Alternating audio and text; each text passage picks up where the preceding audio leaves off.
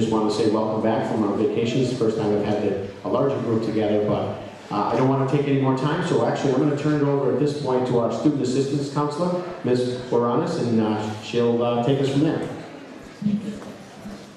All right, we're welcoming everyone from the junior and senior class to this assembly. I like how Mr. Grimes said, if you don't mind for 30 minutes giving us your undivided attention.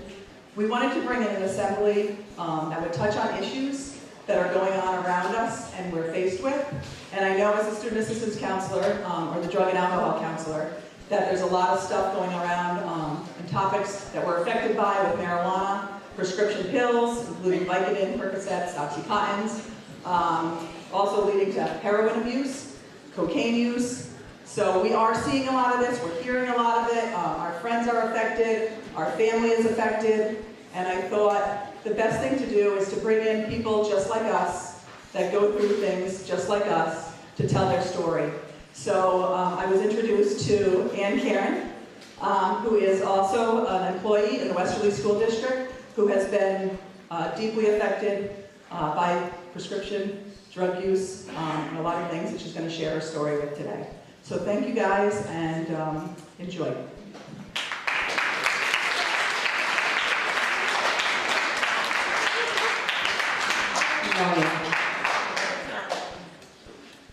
Thanks for coming. This is called A Mom's Story. It's about my son Nathaniel, and it's about his journey. Go ahead. This is Nathaniel. A really nice picture that I like of him, and I just wanted to include that so you kind of have a visual of who he is. Go ahead. So in the beginning, obviously, Nathaniel was born. He was a cute baby, as all babies are, and he was my oldest. He is my oldest, actually. Go ahead. In the younger years, he was a curious child, as most children are. Have to always get the bathtub photo op there. You can see that in the corner. And he showed an early interest in baseball with his baseball outfit and just his toddler picture there. Just again, telling his story of his growing up. Go ahead. So obviously being the oldest, he's a big brother. He has a sister, Hannah, and a younger brother, Noah. So he's a role model, getting into a little bit of crazy fun, protector, and being silly and picking on his younger siblings. Just like you, he went to elementary school, and every year we took his pictures. He was a good student as he went through his years in the elementary schools. He was a leader. He got good grades. The kids liked him. Teachers loved him. Had a lot of friends. And then as the years went on, he grew. So we'll go to the next picture, and we'll take a look at his interests. So he enjoyed playing a lot of sports. One of the sports that he really excelled at was soccer. He also did a stint with karate, and he did that for a couple years and participated in a couple tournaments. That's a picture of him as a sensei. He also played for, rival Coventry Rams of Westerly, but he played football for a period of time. Basketball was probably the sport that he excelled at the most. Naturally talented at it, played on the rec league, all-star teams, premier teams, and is really fabulous with basketball. And then of course, he had a sneaker fetish. He bought all kinds of sneakers, and him and his friends would trade them. Well, I should say I bought all kinds of sneakers for him, and he had to work for the money sometimes, but go ahead. One of the exciting things in middle school was he made the middle school basketball team as a 6th grader. So, and even if you do make the team, sometimes you don't play, but he was actually one of the 6th graders that did play because that was something that he really excelled at. And he's the second row in the back, 4th player in. Some of you might recognize Coach McGovern from Coventry, but go ahead. Finally, obviously, his interest at middle school became girls. Go ahead. So 7th grade comes along. He's in middle school, adolescents, preteens, and this is where things started to change. He decided to hang out with his friends, and they decided to try pot one day.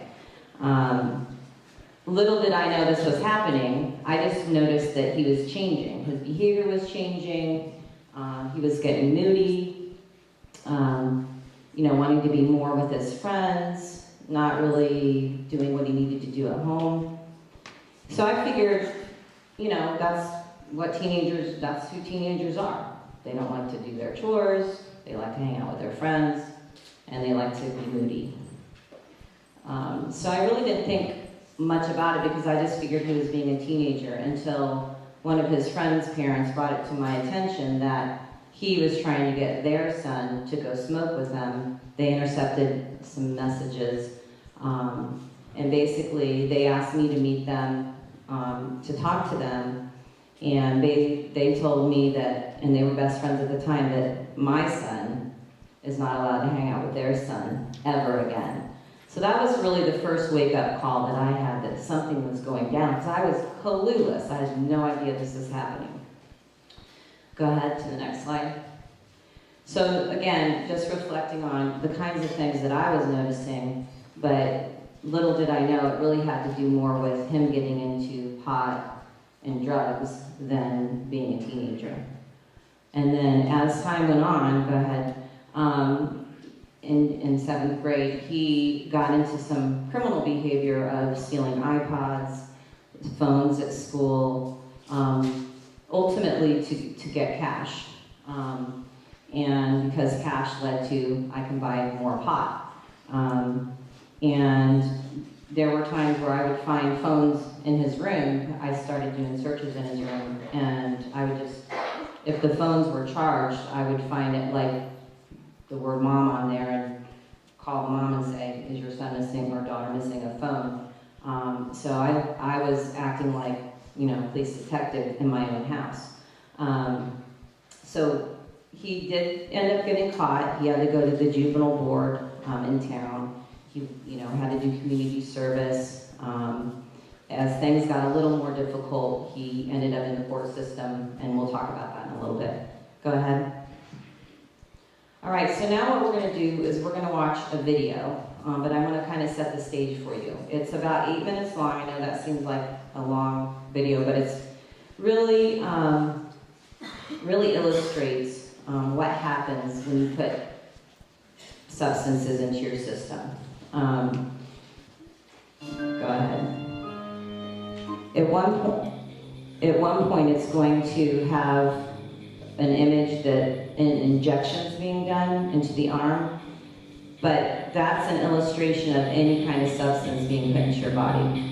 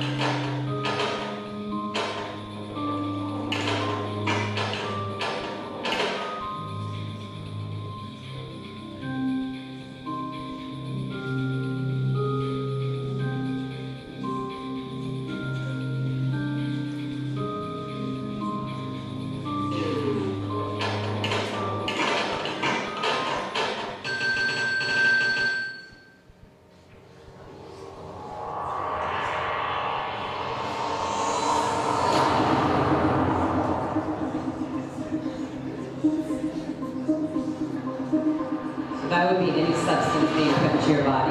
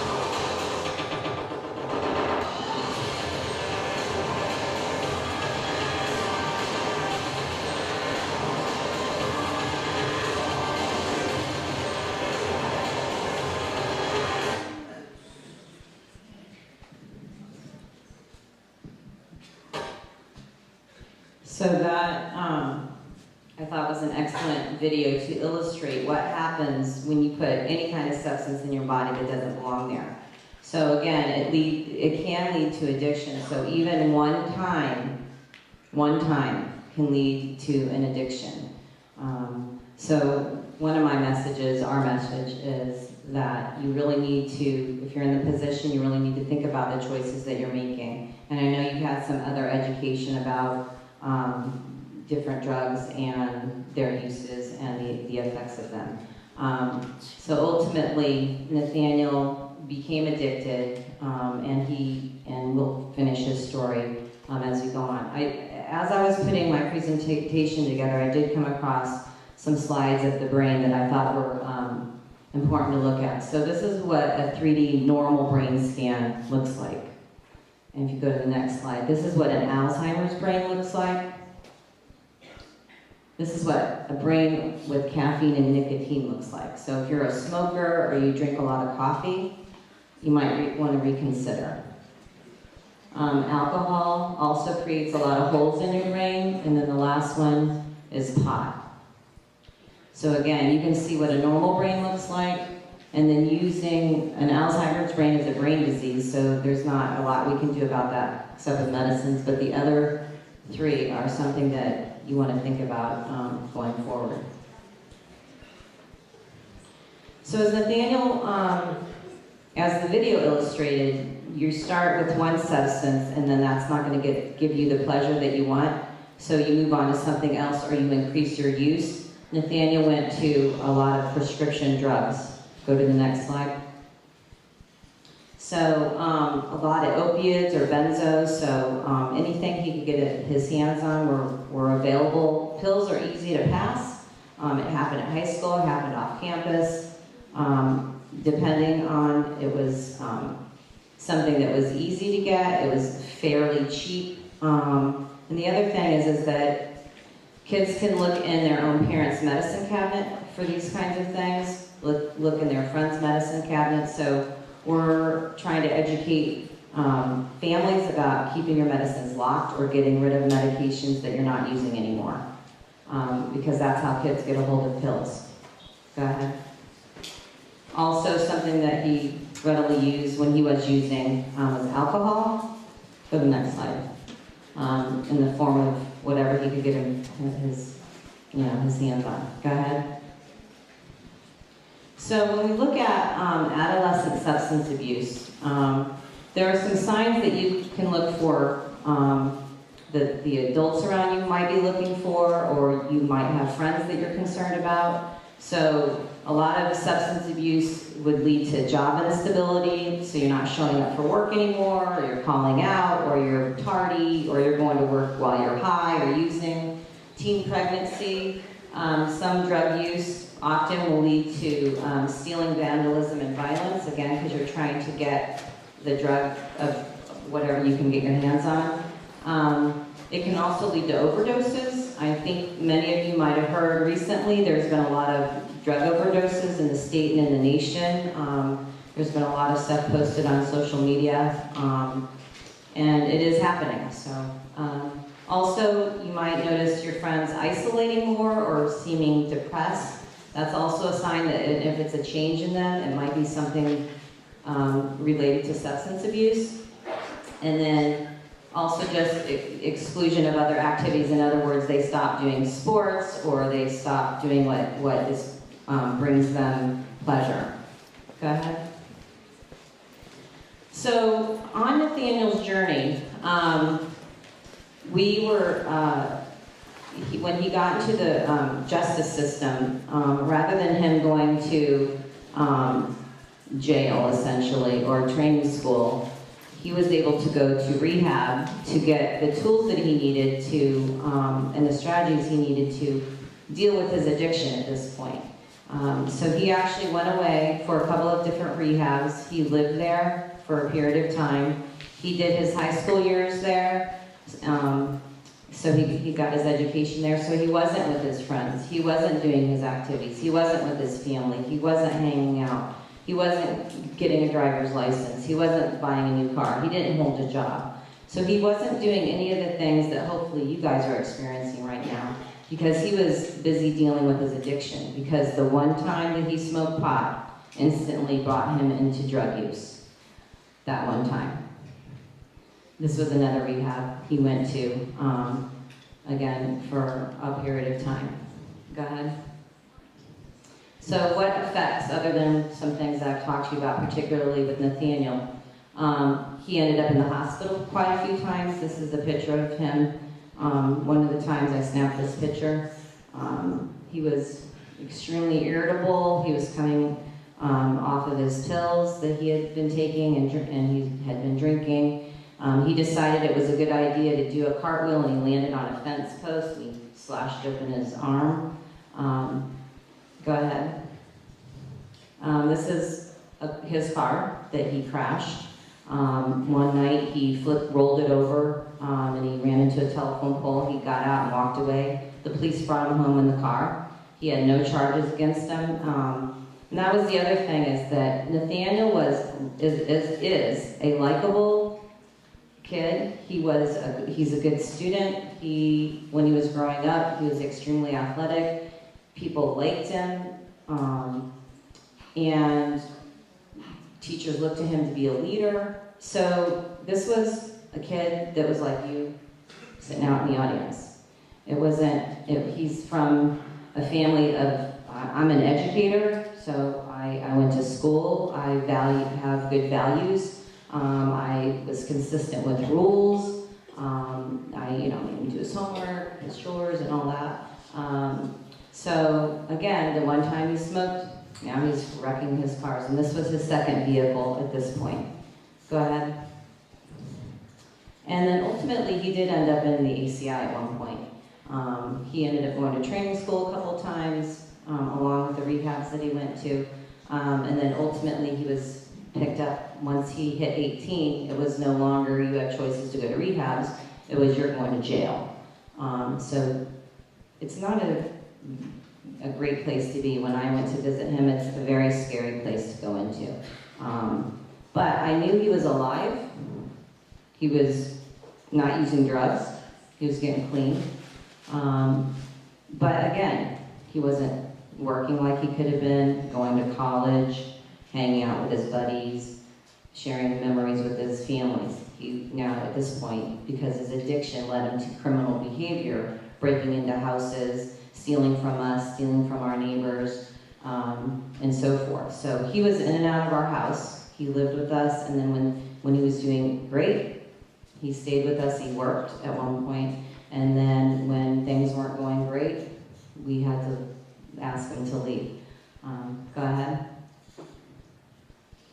So in high school, like I said, he ended up going through the criminal system, and one of the placements was he was allowed to attend Ocean Tides, which is a school in Narragansett, and it's an accredited high school. So one of the goals at that point for him, was to get a high school education. So this is his picture of his high school graduation. So obviously, it was a happy day for me, and I think it was a happy day for him. And here's the video. It's called It's Okay to Pass.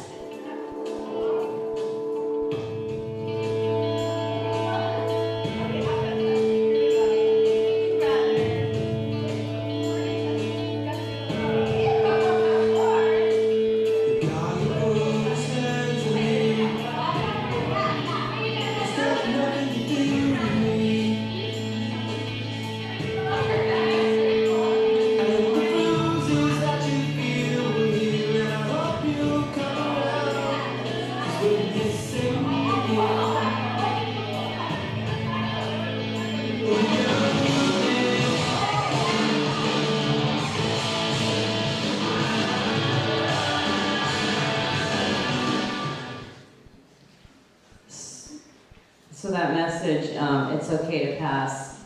I really like that video. Nathaniel,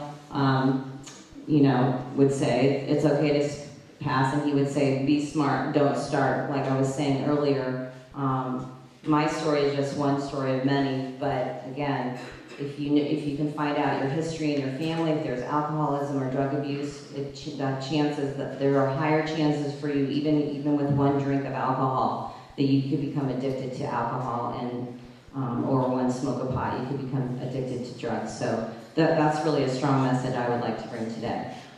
So it's an easy saying, be smart, don't start. But again, you guys have heard a lot of different slogans, but this is a personal story, so I know firsthand what it's like. Go ahead. So my son Nathaniel, hold on, I'm gonna go get him. Wait, what?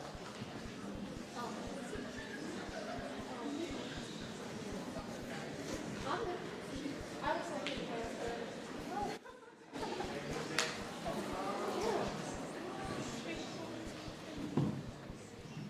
I know maybe some of you were hoping that he would actually be with me today, but that's just not the case.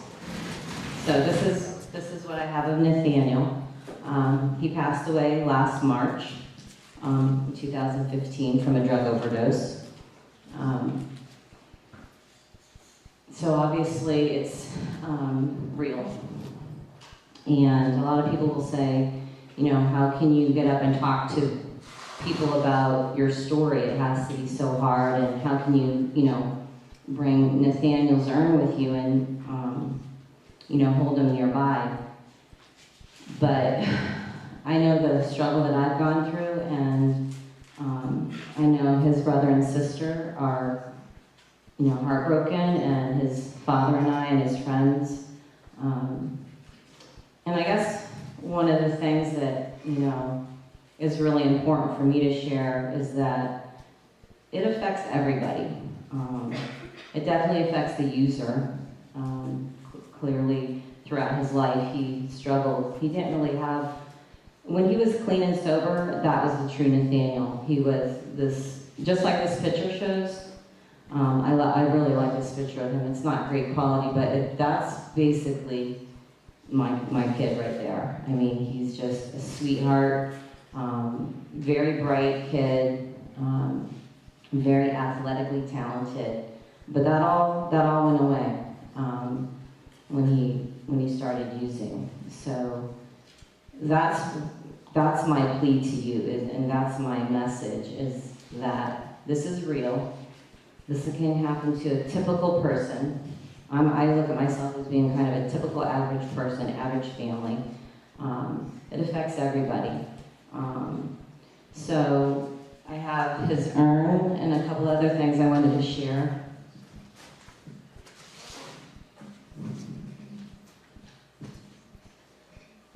This is one of his favorite hats, his Adidas hat.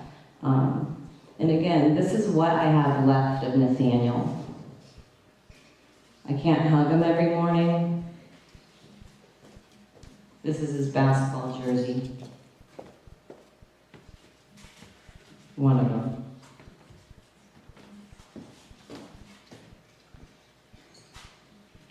I'm really glad that at Ocean Tides, he was able to participate in woodworking. So he had made me a couple things. So I'm really thrilled that that happened, because obviously he's not here now, but I can at least remember him. He made this little jewelry box for me. It's a little heart. And inside it I have an earring of his that I found, which is, you know, pretty cool, because he liked to wear those big earrings, you know. I thought they looked ridiculous, but he loved them. Another thing I have is this blue stone. And I'm going to ask, I don't know if they've been passed around yet, but the reason I hand out the blue stone is because, first of all, he loved blue. But I like to always keep a stone with me. I have one in my pocket, my other pocket. I have them in my pocketbook, my car, my backpack, my gym bag. So whenever I see this, you know, I think of Nathaniel, and I'm hoping that you might think of Nathaniel if you come across it in your pocketbook or your backpack or your pocket or your wallet or wherever you might keep it, your car. So that if you're in a situation and you're not sure, should I, shouldn't I, what should I do? Just remember this story that I'm up here telling you right now. And and think beyond that decision. Think beyond the impact of not only on yourself, but of other people around you. I think people forget about that. If you want to go to the next slide. This was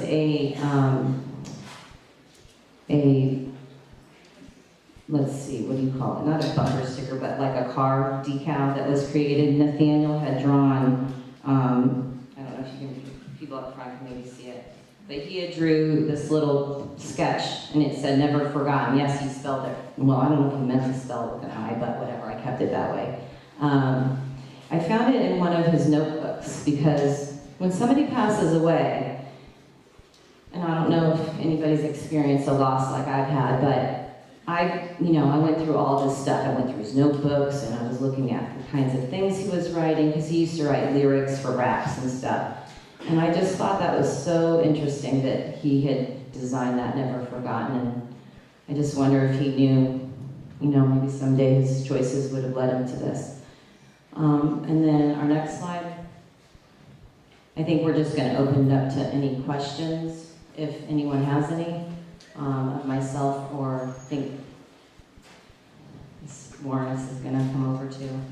Does anyone have any questions or thoughts?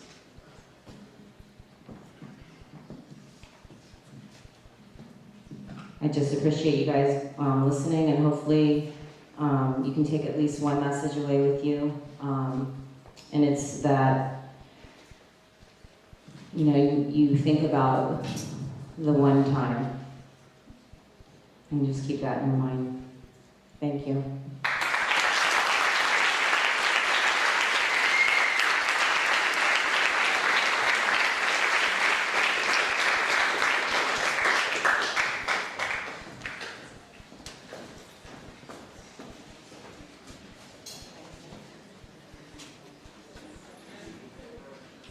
Thank you guys for your undivided attention. If anyone needed to ask any questions before you left and you wanted to stop up or just say hi, we're going to leave some of these boards up. But I know Aunt Karen's here to talk to you if anyone wanted to hang out. Everyone else, I guess we'll say goodbye, send you on your way. But I am the student assistance counselor here. I do talk to kids more than just about drugs and alcohol. I also talk to them when they have friends that are going through issues like that, if they don't know what to do. And I don't tell on that friend, but I help them figure out how to handle that, how to best help that friend, family members as well, and then of course, a million other things. But just know you're not alone. A lot of people are going through some really tough things, and we just do the best that we can do every day. But thank you, and have a good day.